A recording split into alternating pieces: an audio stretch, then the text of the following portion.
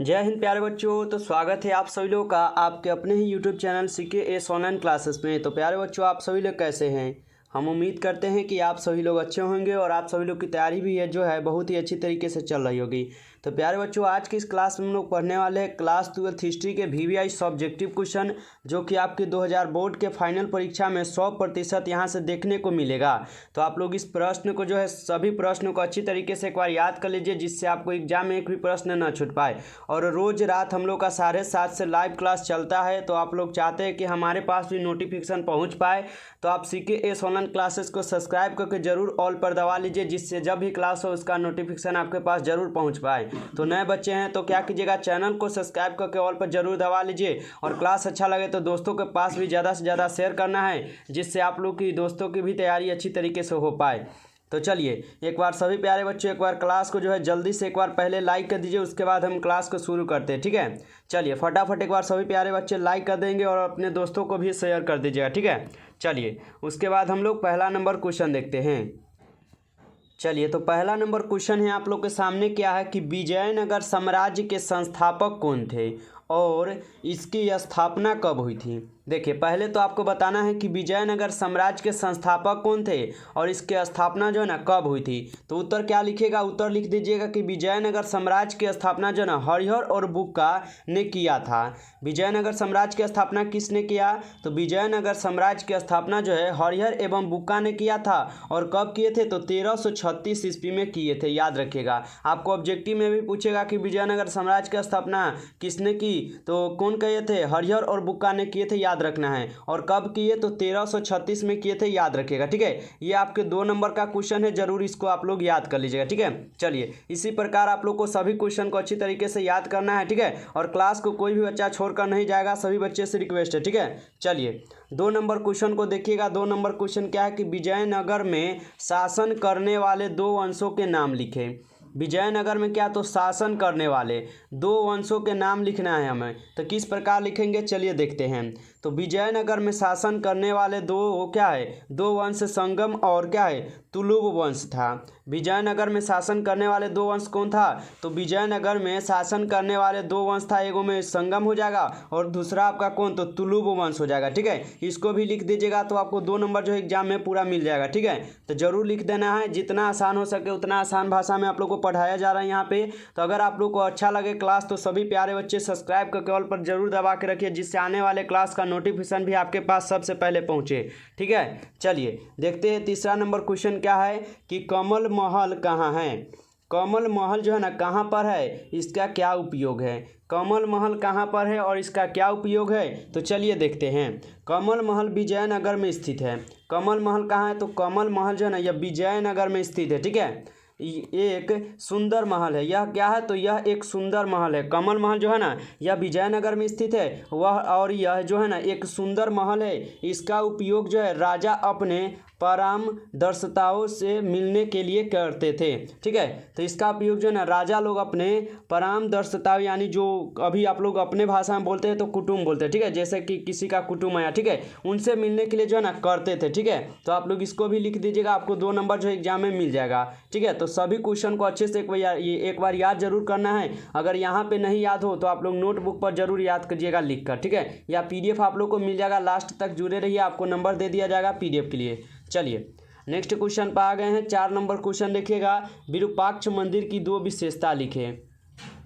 क्या करना है, तो विरूपाक्ष मंदिर की 2 विशेषता को हमको बतलाना है। तो विरूपाक्ष मंदिर की प्रमुख विशेषताएं है। ठीक है, विरूपाक्ष मंदिर के ना 2 विशेषताएं इस प्रकार है, या ऐसे लिख दीजिएगा कि विरूपाक्ष मंदिर की प्रमुख विशेषताएं है। इस प्रकार भी लिखकर आप लोग पहला में लिख दीजिएगा, विरूपाक्ष मंदिर हम्पी में स्थित है। पूछता है आपसे ऑब्जेक्टिव में भी कि विरूपाक्ष मंदिर कहाँ पे है, तो विरूपाक्ष मंदिर जो है ना यह हम्पी में स्थित है। ठीक है, ध्यान रखिएगा। चलिए 2 में क्या लिख दीजिएगा, 2 में लिख दीजिएगा कि विरूपाक्ष मंदिर शिव के दूसरे रूप विरूपाक्ष और उनकी पत्नी पंपा देवी का है। ठीक है, विरूपाक्ष मंदिर क्या है? तो विरूपाक्ष मंदिर शिव के दूसरे रूप है। ठीक है, विरूपाक्ष मंदिर जो है यह शिव के दूसरे रूप विरूपाक्ष और उनकी पत्नी पंपा देवी का है। ठीक है, तो याद रखिएगा, इसको भी आप लोग लिख दीजिएगा, आपको यहाँ पे भी 2 नंबर एकदम मिल सकता है। ठीक है, चलिए, तो अच्छे से अगर समझ में आ रहा है तो आप सभी प्यारे बच्चे एक बार क्लास को लाइक कीजिए। ठीक ना, अभी तक क्लास को आप लोग लाइक नहीं किए हैं, एक बार क्लास को लाइक कर दीजिए। और जो बच्चे नए हैं बाबू, डेली क्लास करना चाहते हैं हमसे जुड़कर, तो सब्सक्राइब करके ऑल पर दबा के रखिए, जिससे आने वाले सभी क्लास का नोटिफिकेशन भी आपके पास पहुंचता रहे। ठीक है,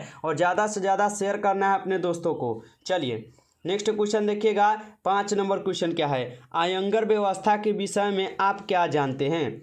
आयंगर व्यवस्था के क्या है विषय में आप क्या जानते हैं? चलिए देखते हैं क्या है। तो आयंगर व्यवस्था के अंतर्गत विजयनगर के प्रत्येक ग्राम को एक स्वतंत्र इकाई के रूप में संगठित किया जाता है। आयंगर व्यवस्था के अंतर्गत क्या है? तो आयंगर व्यवस्था के अंतर्गत जो है प्रत्येक ग्राम को एक स्वतंत्र इकाई के रूप में गठित किया जाता है। ठीक है, जिस पर 12 व्यक्ति मिलकर शासन करते। तो जिस पर क्या करते? तो 12 व्यक्ति यानी 12 आदमी जो है ना मिलकर वहाँ पे शासन करते, यहाँ पे अपना शासन चलाते। ठीक है, जिन्हें सामूहिक रूप से आयंगर कहा जाता है। जिसे क्या कहा जाता है? तो जिन्हें सामूहिक रूप से हम लोग आयंगर व्यवस्था भी कह सकते हैं। ठीक है, इस प्रकार आप लोग इस प्रकार लिख दीजिएगा, आपको जो है यहाँ पे मिल जाएगा, यहाँ पे भी 2 नंबर। ठीक है, ये भी क्वेश्चन आपके 2 नंबर का क्वेश्चन है, जरूर याद करना है।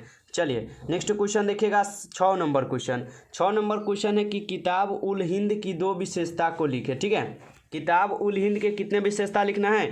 तो किताब उल हिंद के ना 2 विशेषता के नाम हमको लिखना है। तो किताब उल हिंद की विशेषताएं जो है इस प्रकार है, या किताब उल हिंद की 2 विशेषताएं इस प्रकार है, ऐसे लिख दीजिएगा। ठीक है, चलिए, किताब उल हिंद में भारतीय धर्म, दर्शन, पर्व, रीति रिवाज, खगोल, विद्या, परंपरा आदि के बारे में लिखा गया है। क्या है? तो किताब उल हिंद में जो है ना भारतीय धर्म, दर्शन, पर्व, रीति रिवाज, खगोल, विद्या, परंपरा आदि के बारे में लिखा गया। किसमें? तो किताब उल हिंद में। ठीक है, याद रखिएगा, किताब उल हिंद में 80 अध्याय हैं। किताब उल हिंद में कितने अध्याय हैं? तो किताब उल हिंद में ना 80 अध्याय है, याद रखिएगा। ठीक है, ये भी क्वेश्चन आप लोग को 2 नंबर दिलाएगा। ठीक है, तो जरूर याद करना है। चलिए नेक्स्ट क्वेश्चन देखते हैं। नेक्स्ट क्वेश्चन देखिएगा, यहाँ पे 7 नंबर क्वेश्चन, खालसा पंथ की स्थापना किसने और कब की थी? ठीक है, चलिए बताइए कि खालसा पंथ की स्थापना जो है किसने और कब किए थे? तो ध्यान से समझिएगा इसको भी आप लोग, कि खालसा पंथ की स्थापना सिखों के 10वें गुरु गोविंद सिंह ने किए थे। ठीक है, खालसा पंथ की स्थापना किसने की? तो सिखों के 10वें गुरु गोविंद सिंह ने किए थे। ठीक है, आपसे ऑब्जेक्टिव में पूछता है कि सिखों के 10वें गुरु कौन है? तो गुरु गोविंद सिंह है, इसको याद रखिएगा, ऑब्जेक्टिव में आएगा। ठीक है, तो खालसा पंथ की स्थापना सिखों के 10वें गुरु गोविंद सिंह ने किए थे 1699 में बैसाखी के दिन क्या है आनंदपुर साहिब में की थी। क्या है? तो 1699 में बैसाखी के दिन क्या है आनंदपुर साहिब में किए थे। क्या? तो खालसा पंथ की स्थापना। इसको आप लोग को याद करना है और अच्छे से इसको आप लोग को रट जाना है। ये भी क्वेश्चन आपको 2 नंबर दिलाएगा। चलिए, अगर समझ में आ रहा प्यारे तो एक बार बहुत ही अच्छा कमेंट आप लोग कीजिए, जिससे हमें पता चले कि आप लोग को क्या अच्छा लग रहा है या नहीं क्लास। ठीक है, अगर अच्छा लग रहा है तो ज़रूर कमेंट करना है कैसा लग रहा है क्लास। ठीक है, ज़रूर बताना है, जिससे हम कमेंट को पढ़ पाएंगे। चलिए 8 नंबर क्वेश्चन को आप लोग पढ़िएगा कि सगुण एवं निर्गुण भक्ति में क्या अंतर है। सगुण एवं निर्गुण में भक्ति में ना क्या अंतर होता है, इसके बारे में हमको क्या करना है, तो पूरी तरह से समझाना है और बताना है। तो देखिएगा, पहले हम लोग सगुण को समझेंगे। सगुण वैसा भक्ति जिसमें भगवान को मूर्ति पूजा किया जाता है। ठीक है, सगुण जो है ना वैसा भक्ति जिसमें भगवान को क्या तो मूर्ति पूजा किया जाता है, यानी भगवान को क्या हम लोग मूर्ति को ना पूजा करते हैं, उसे क्या बोलते हैं, तो उसको हम लोग सगुण भक्त कहते हैं। ठीक है, यानी हम लोग उसको सगुण भक्त कहते हैं। और वहीं पे आपको निर्गुण भी लिखना पड़ेगा। तो निर्गुण कैसे लिखेंगे? निर्गुण वैसा भक्ति जिसमें भगवान के क्या है निराकार रूप का पूजा किया जाता है, उसे निर्गुण भक्ति कहते हैं। सगुण में पूछ दे तो वैसा भक्ति जिसमें भगवान को मूर्ति पूजा किया जाता है, उसे सगुण कहते हैं। और निर्गुण कहना है तो वैसे भक्ति जिसमें भगवान के निराकार रूप का पूजा किया जाता है, उसे हम लोग निर्गुण भक्ति कहते हैं। ठीक है, इसको भी आप लोग को लिख देना है और 2 नंबर एग्जामिनर से ना ले लेना है। ठीक है, लिख कर ले लेना है। चलिए बहुत अच्छा, तो सभी लोग को अगर समझ में आ रहा है तो एक बार प्यारे बाबू लोग कमेंट में यस लिखते चलिए। ठीक है, कमेंट में यस लिखते चलिएगा, जिससे हमें पता चले कि आप लोग समझ रहे हैं। ठीक है, चलिए नेक्स्ट क्वेश्चन की ओर बढ़ गए हैं और नेक्स्ट क्वेश्चन पढ़िएगा। नेक्स्ट क्वेश्चन क्या है, विजयनगर साम्राज्य की किन्हीं 4 ऐतिहासिक इमारतों के नाम लिखें। विजयनगर के कितना, तो विजयनगर साम्राज्य की किन्हीं 4 ऐतिहासिक इमारतों के हमें को नाम बताना है। चलिए हम लोग बताते हैं। विजयनगर साम्राज्य के 4 ऐतिहासिक इमारत जो है ना निम्नलिखित है। ठीक है, क्या लिखना है कि विजयनगर साम्राज्य के 4 ऐतिहासिक इमारत जो है निम्नलिखित है या इस प्रकार है। ठीक है, जिसमें से हम लोग पहला लिख सकते हैं महान वमी डिम्बा। ठीक है, महान वमी डिम्बा लिख देंगे। 2 में लिख देंगे कमल महल, ये भी प्रसिद्ध है। 3 में लिख देंगे विट्ठल मंदिर, यानी विट्ठल मंदिर भी हम लोग लिख सकते हैं। और 4 में लिख दीजिएगा विरूपाक्ष मंदिर। ये सब क्या, तो प्रसिद्ध विजयनगर की इमारत है, तो इसको आप लोग लिख दीजिएगा। जब भी पूछे विजयनगर साम्राज्य की किन्हीं 4 ऐतिहासिक इमारतों के नाम लिखे तो इन चारों को आप लोग लिख दीजिएगा, तो आपको जो है 2 नंबर एग्जामिनर पूरा देगा। एक भी क्वेश्चन यहाँ पे नहीं छूटेगा और एक भी नंबर जो वह नहीं काटेगा, इसलिए पूरा क्या करना है, तो लिख देना है। ठीक है, चलिए अच्छी तरीके से समझ गए होंगे।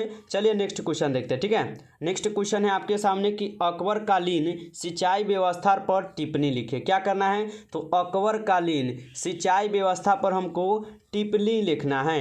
समझिएगा यहाँ पे कि अकबर के काल में चावल, ज्वार एवं गेहूं की फसल अत्यधिक उपजाऊ थी। ठीक है, अकबर के काल में क्या था, तो अकबर के काल में चावल, ज्वार, गेहूं की फसलें अत्यधिक उपजाई जाती थी, यानी ये सब चीज़ें जो है ना ज़्यादा मात्रा में किया जाता था। ठीक है, ज़्यादा होता था, जिसके लिए अत्यधिक पानी की आवश्यकता होती थी। चावल, धान, ये सब गेहूँ हमें को जब उपजाना होगा तो हमको पानी की आवश्यकता पड़ती होगी ना, यानी आवश्यकता, उनको पानी की आवश्यकता होती थी। इसलिए अकबर के काल में सिंचाई के लिए कुएं, नहर, तालाब आदि का उपयोग किया गया।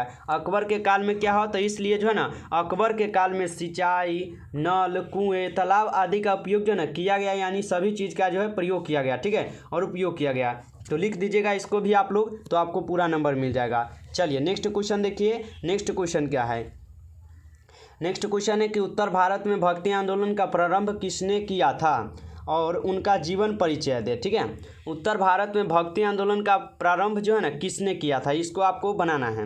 और उनके बारे में क्या, तो आप उनके जीवन के बारे में भी परिचय देना है। चलिए देते हैं। तो उत्तर भारत में भक्ति आंदोलन का प्रारंभ जो है, प्रारंभ करने का श्री रामानंद को दिया जाता है। ठीक है, उत्तर भारत में भक्ति आंदोलन का प्रारंभ जो है ना करने का श्रेय किसको, तो रामानंद को दिया जाता है। ठीक है, रामानंद का जन्म जो है 1299 ईस्वी में प्रयाग के ब्राह्मण परिवार में हुआ था। रामानंद का जन्म कब हुआ, तो रामानंद जी का जन्म जो है 1299 ईस्वी में कहाँ पे हुआ, तो प्रयाग के ब्राह्मण परिवार में, जिसको हम लोग पंडित भी अभी बोलते हैं ना, ब्राह्मण परिवार में हुआ। रामानंद की शिक्षा क्या है, प्रतिज्ञा तथा वाराणसी में हुआ।